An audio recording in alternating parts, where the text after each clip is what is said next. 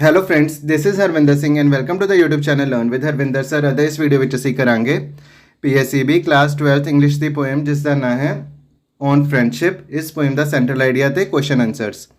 ਦੋਸਤੋ, ਇਸ ਗੱਲ ਦਾ ਧਿਆਨ ਰੱਖੋ ਕਿ ਇਸ ਵੀਡੀਓ ਵਿੱਚ ਅਸੀਂ ਇਸ ਪੋਇਮ ਦਾ ਸੈਂਟਰਲ ਆਈਡੀਆ ਤੇ ਕੁਐਸਚਨ ਆਨਸਰਸ ਕੀਤੇ ਹਨ। ਪਰ ਜੇ ਆਪ ਸਾਰਿਆਂ ਨੇ ਸਾਡੇ ਨਾਲ ਇਸ ਪੋਇਮ ਨੂੰ ਸਮਝਣਾ ਤਾਂ ਅਸੀਂ ਇਸ ਦੀ ਐਕਸਪਲੇਨੇਸ਼ਨ ਦੀ ਇੱਕ ਹੋਰ ਵੀਡੀਓ ਬਣਾਈ ਹੈ ਜਿਸ ਦਾ ਲਿੰਕ ਥੱਲੇ ਡਿਸਕ੍ਰਿਪਸ਼ਨ ਬਾਕਸ ਵਿੱਚ ਦਿੱਤਾ ਗਿਆ ਹੈ। ਤੇ ਇਸ ਪੋਇਮ ਦੀ ਪੂਰੀ ਤਰ੍ਹਾਂ ਤਿਆਰੀ ਲਈ ਆਪ ਸਾਰੇ ਵਿਦਿਆਰਥੀ ਉਸ ਵੀਡੀਓ ਨੂੰ ਜ਼ਰੂਰ ਦੇਖੋ। ਤੇ ਜੇ ਅਜੇ ਤੱਕ ਆਪ ਸਾਰਿਆਂ ਨੇ YouTube channel learn with Harvinder sir ਨੂੰ ਸਬਸਕ੍ਰਾਈਬ ਨਹੀਂ ਕੀਤਾ ਤੇ ਚੈਨਲ ਨੂੰ ਸਬਸਕ੍ਰਾਈਬ ਜ਼ਰੂਰ ਕਰੋ ਤਾਂ ਕਿ ਨਵੀਆਂ ਵੀਡੀਓਜ਼ ਆਪ ਸਾਰਿਆਂ ਨੂੰ ਸਮੇਂ ਸਿਰ ਪ੍ਰਾਪਤ ਹੋ ਸਕਣ। ਸ਼ੁਰੂ ਕਰਦੇ ਹਾਂ।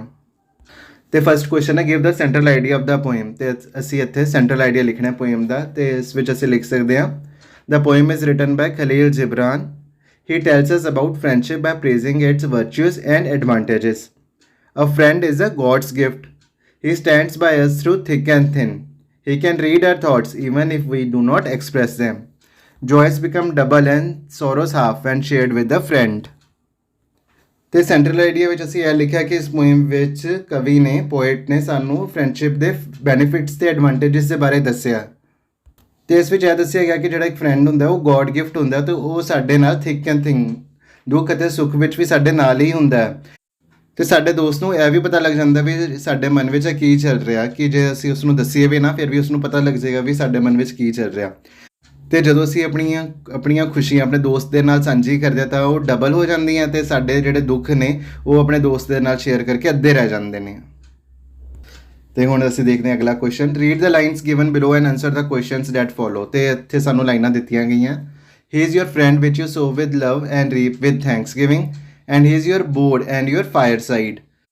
For you come to him with your hunger and you seek him for peace.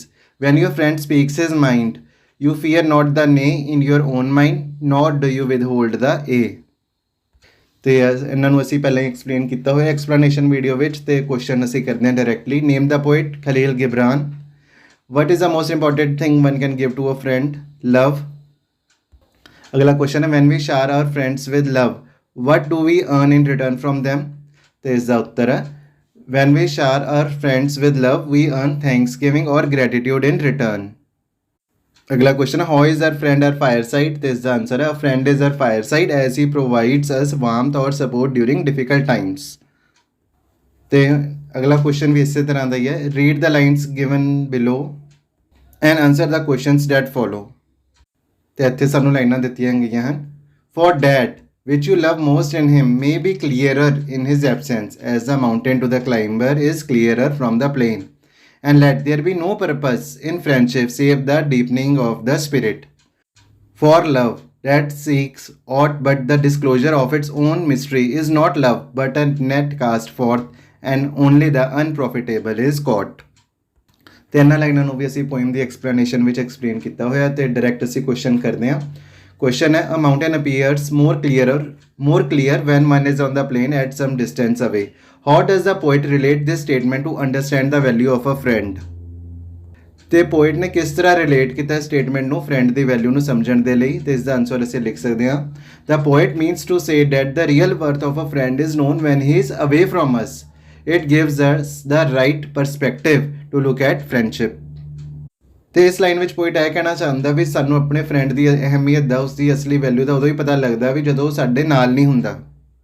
ਤੇ ਜਦੋਂ ਸਾਡਾ ਫਰੈਂਡ ਸਾਡੇ ਨਾਲ ਨਹੀਂ ਹੁੰਦਾ ਸਾਨੂੰ ਫਰੈਂਡਸ਼ਿਪ ਵਿੱਚ ਇੱਕ ਠੀਕ ਨਜ਼ਰੀਏ ਨਾਲ ਇੱਕ ਠੀਕ ਢੰਗ ਨਾਲ ਸਾਨੂੰ ਦੇਖਣ ਦਾ ਮੌਕਾ ਮਿਲਦਾ।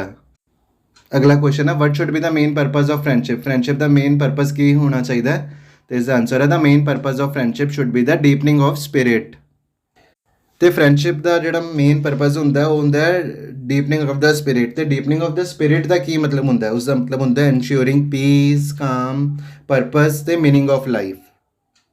ਤੇ ਇਹੀ ਮੇਨ ਪਰਪਸ ਆਫ ਫਰੈਂਡਸ਼ਿਪ ਹੁੰਦਾ ਹੈ। ਅਗਲਾ ਕੁਐਸਚਨ ਹੈ list all the qualities a true friend should have according to Khalil Gibran. ਤੇ ਕਿਹੜੀਆਂ ਕੁਆਲਿਟੀਜ਼ ਹੋਣੀਆਂ ਚਾਹੀਦੀਆਂ ਤੁਹਾਡੇ ਫਰੈਂਡ ਦੇ ਵਿੱਚ? A true friend should be helpful, grateful, supportive and sympathetic. ਤੇ ਤੁਹਾਡਾ ਫਰੈਂਡ ਹੈ ਉਹ ਹੈਲਪਫੁਲ ਹੋਣਾ ਚਾਹੀਦਾ, ਗ੍ਰੇਟਫੁਲ ਹੋਣਾ ਚਾਹੀਦਾ।